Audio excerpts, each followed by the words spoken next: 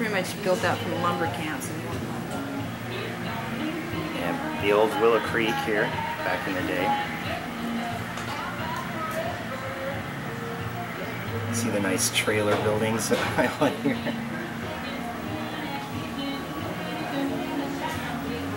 Highway's still pretty good size.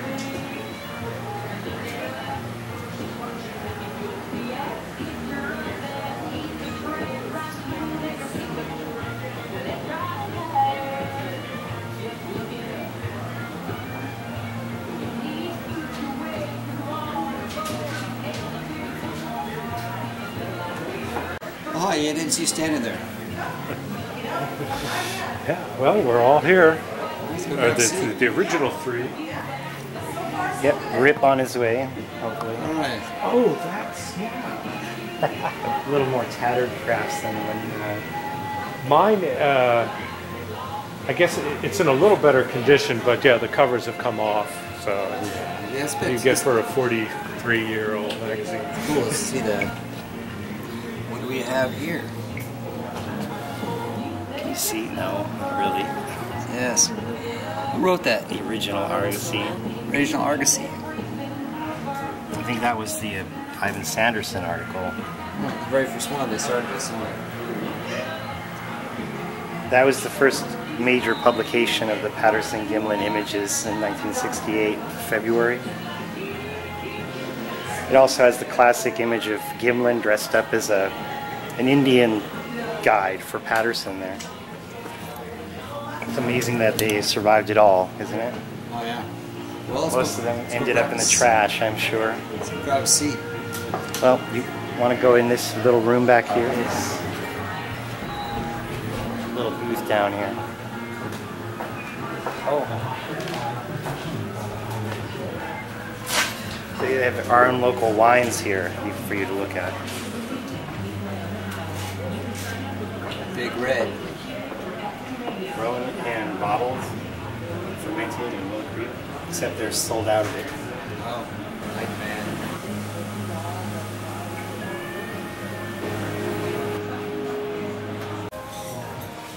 I think it was That's way better than I thought it was. brighter out in the woods. Yeah. And they didn't have GPS back in the day. I mean, there's the original. Is that the goal, GPS? Well, we would like to get exact coordinates because there are several different ones on the Google Earth site and various websites that don't correspond. But you can see there's the original, and here's the same place the summer later, October 67, so I think June 1968, John Green with Jim McLaren. We've seen the shot throughout our follow-up. Yeah, and that's obviously the same site, the big trees clearly there. And then this one, DeHinden, 1971, same site, slightly different angle so you don't see the log as well, but there's the big tree. The site was very well known at that point. You could walk up to it and see it, you know, follow directions given by the guys. And you didn't need all these GPS things. You didn't need any other clues. Yeah, I knew exactly where it was. This was apparently 72, Peter Byrne, Al Hodgson's son there in the middle. You can see the big tree again. So the site was verified and measured for Robert.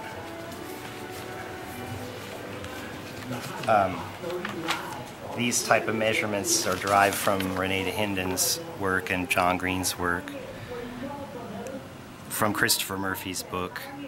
Yeah, I recognize those. So all these are known features. The Murphy reconstruction of the film site put all of them in, including the main log, the log jam, the stumps that we were looking for, and the alders, the various stages of alders, and then the background trees. So they didn't write down the criteria for how they found it? Well, they didn't need to because, you know, it was At the seen, time it was well visible. known, and so they didn't write anything down, they just knew it was there. And they Yeah, you could just say go to the bridge, drive up the creek a couple miles, 2.5 miles, and you'll come to it. You'll see this big wide sandbar, which is now overgrown woods. I mean, that's what it looked like in 71. And if we're in the right spot, we were walking through all of this, probably starting from here, was densely overgrown in new trees.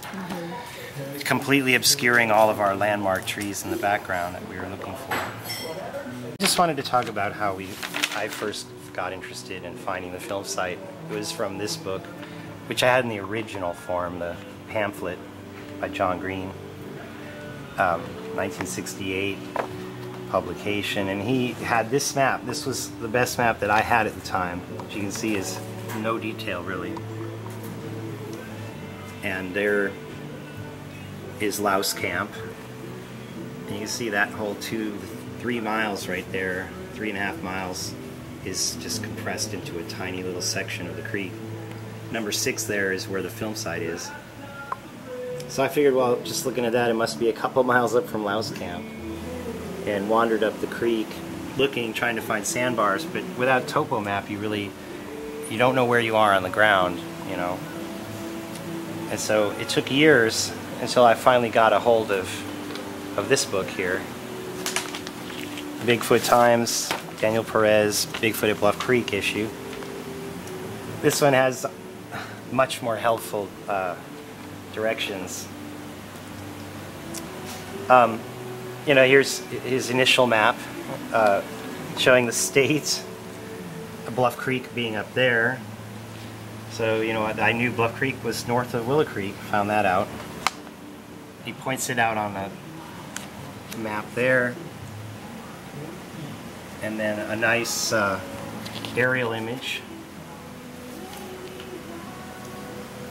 It's got labels on it and everything. Yeah, so it's helpful. You can notice the certain features of the land here with that very straight going up there, that straightaway. Yeah. He has a topo map. Focus in on that a little bit. What's wrong with that north direction thing? I think he put that on there himself. That's a magnetic north rather than ridge north. Because all the maps are pretty much taking that into consideration already, haven't they? Yes, well, that might be where your compass is reading, but right, Ian, you're the map guy. Yeah, well, around here, the difference between magnetic north and true north is about 17 degrees, so it's significant. Would you say that is 17 degrees there? That's pretty close. I think that's what he was aiming for. So when we were talking about the Peter Burns site, you said some 4 degrees off magnetic north. Exactly. So we were actually down in here. Yes. And we were looking straight across from the bat boxes. Peter Burns' film site would be angled over here a little bit more, going this way, in line with that. But like you're standing on a USGS map, it's the declination's all fixed on it. You just look at the map and you know where north is north, south is south. Yeah, well, if you're talking magnetic north with your compass or plain old map north. And this has all been corrected here, so they already figured out where it's all going. So here's your bowling alley. Here's your big bend. There's your Peter Burns site. Right. Here's your MK Davis area. What's that place farther down the creek we talked about? Oh yes, well according to maybe what Al Hodgson was telling us. Right down there.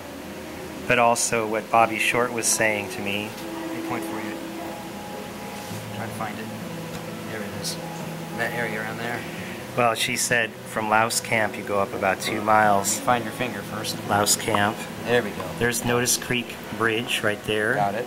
So she said from the bridge it's about 2 miles, and by my estimation that would put it right up about in here. Yes. Below this creek that flows in. Right. Road cut we saw. And then it descends steeply through that log jam, you know. So all that area's been changed? Well, but that steep descent still seems to be there. Like just that in the day, apparently Jim McLaren was able to drive with Richard Henry down onto the sandbar there. And it even says on that map, if you get it steep, you know. Steep. Yeah. drawing seems to correspond really well with the current Big Bend, you know, like what we're calling the general consensus site. If that is the correct site, we have all the things that Gimlin talked about. A big bend with log jam, and then giant root balls sitting in the creek, and then the gravel bar, the trees in the background, and a big sandbar.